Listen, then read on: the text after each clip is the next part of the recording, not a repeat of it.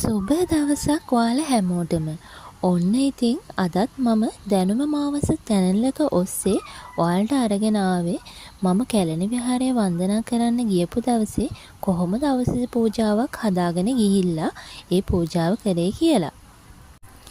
මම මේ බෙහෙත් දවසේ පූජාවට බෙහෙත් ඔරුවක් හදාගත්තා.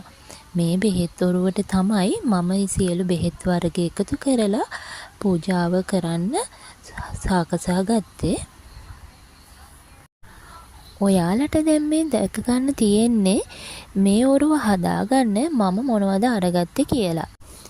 මම මෙතනදී විෂල් බෝඩ් අරගෙන තියෙනවා. ඒකම ගෝල් පේපර් එකක් අරන් තියෙනවා. ග්ලූ ස්ටික් එක, ග්ලූ ගන් එක, ස්ටේපර් අවශ්‍ය වුණොත් කියලා එකත් මම අරගත්තා. ඊට අමතර පෙන්සලක් අඩි රූලක් මම අරගෙන තියෙනවා.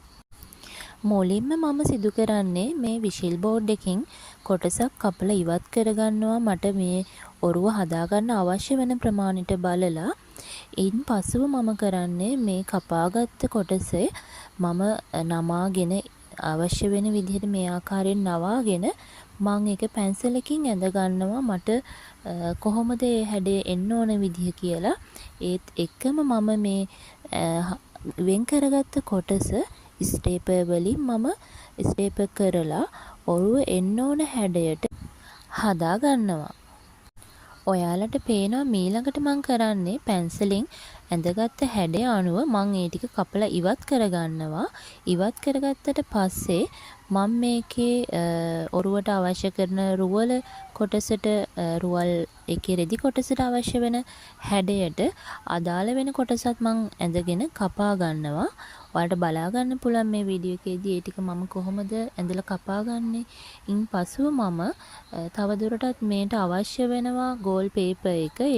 මම දැන් මේ පේන විදිහට මීළඟට ගෝල් පේපර් එක අරගෙන සම්පූර්ණයෙන්ම ඔරුව කවර් කරගන්න තමයි හදන්නේ. මෙතනදී මම ස්ටේපර් එකත් භාවිතා කරනවා. ඊට අමතර මම සෙලෝ ටේප් කොටස් භාවිතා කරගනිමින්ද මේ ආවරණය කරගන්න එක සිදු කරනවා. ඔයාලට පේනවා.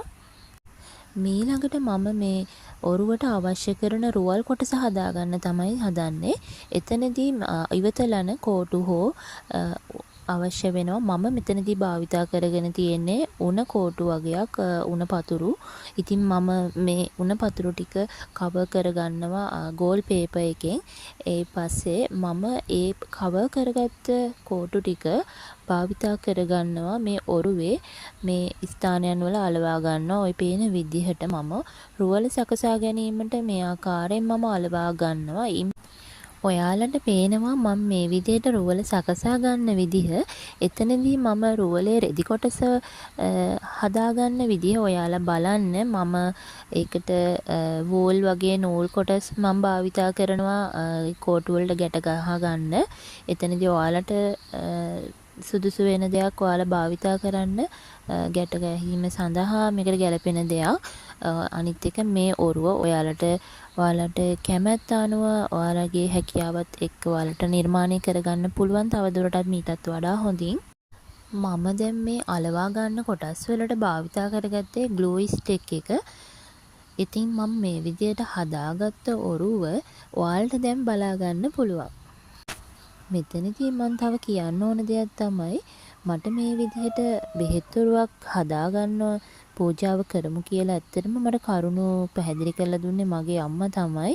ඉතින් එයාට කියපු විදිහත් එක්ක මම මේ විදිහට මං හැදුවා. හදලා ඉතින් බෙහෙත් මේ ඖෂධ ටික මං ඔයාලට කොහොමද කරන්නේ පූජාව කියන දේවල් තමයි මින් ඉදිරියට දැන් මේ බලා ගන්න තියෙන්නේ. මෙතනදී මම පූජාවට අරගත්ත බෙහෙත් වර්ග ටික තමයි ඉරිවේරිය, කප්පරවල්ලිය, නීරමුල්ලිය, නාමල් රේණු, නෙළුම් රේණු, දෙළුම් ලෙලි, වියලි කහ කියන මේ බෙහෙත් ඖෂධ ටික මම බෙහෙත් බඩු කඩෙන් අරගත්තා. තවත් මම හොයාගත්ත දේවල් තමයි කොහොඹ කොළ, හාතවාරිය, පාවට්ටා, කරපිංච කොළ, ඒ වගේ මං කීපයක් දේවල් එකතු කරගත්තා. මෙතනදී මම තවත් බෙහෙත් ඖෂධ වට්ටි 3ක් අරගත්ත බෙහෙත් බඩු කඩේ. තවත් මං එළඟි තෙල් පහන් වැටකෙය මල් ඊට අමතර හඳුන්කූරු පහන්තිර මේ සියලු දේ මම අරගත්තා. ගිලන්පස හදාගත්තා. ඊට අමතරව මම කිරිපිඩු සකසා ගත්තා. ඒ කිරිපිඩු පූජාවකුත් මම සිදු කළා. ඉතින් ඔයාලා දැක්ක නේද මේ විදිහට බෙහෙත් ඖෂධ පූජාවක් ඔයාලට හදාගන්න පුළුවන්. ওই විදිහට අවශ්‍ය කරන දේවල් ලෑස්ති කරගෙන ඔයාලගේ පූජාවට තව දේවල් එකතු කරගන්නවා නම් ඒ දේවලුත් එක්ක පූජාව සකසාගෙන සිදු කරන්න පුළුවන්. මම මෙතනදී ඔයාලට පෙන්නුවේ මම කොහොමද එදා දවසේ පූජාව සිදු කළේ කියලා. ඉතින් මේ වැනි පූජාවල් සිදු කිරීමෙන් ලැබෙන ආනිසංසත් මම ඔයාලට මොන වගේද කියන දේ මම කෙටි අදහසක් මම ලබා දෙන්නම්.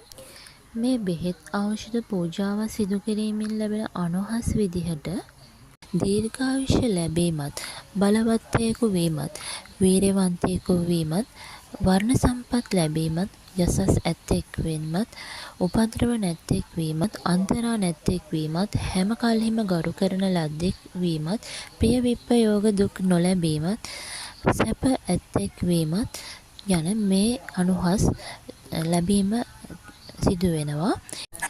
මෙතනදී මම ඔයාලට මේ වීඩියෝ එක තුලින් අරගෙන ආවේ බෙහෙත් ඖෂධ පූජාවක් අපි සිදු කිරීමේදී ප්‍රථමව ඒ ඖෂධ පූජාවට අපි සකස් කරගන්න දේවල් සහ අපි මොහොමද ඒ දේවල් සකස් කරගත්තේ කියන දේත් ඒ ඖෂධ මොනවද මම අරගත්තේ සහ ඔයාලට මොනවද ඒ සඳහා ගන්න පුළුවන් දේවල් තියෙනවා තවත්. ඉතින් එවැනි පූජාවක් සිදු කරන විදිහ තමයි මම අද ඔයාලට මේ වීඩියෝ එක තුලින් ගෙන ආවේ. මම බලාපොරොත්තු වෙනවා මේ වීඩියෝ එක ඔයාලට වැදගත් වෙයි කියලා. මෙවැනි තවත් වීඩියෝ අරගෙන මම දැනුම මාවස channel එක ඔස්සේ ඔයාලා වෙත එනවා. මේ වීඩියෝ එක බලපු හැම කෙනෙක්ටම බොහොම ස්තුතියි. තවත් මම කියන්නේ මෙවැනි වීඩියෝ නරඹන්න දැනුම මාවත ඔස්සේ channel එක subscribe කරලා like කරලා ඔයාලා තියාගන්න. එහෙනම් ඔයාලට සුබ දවසක්.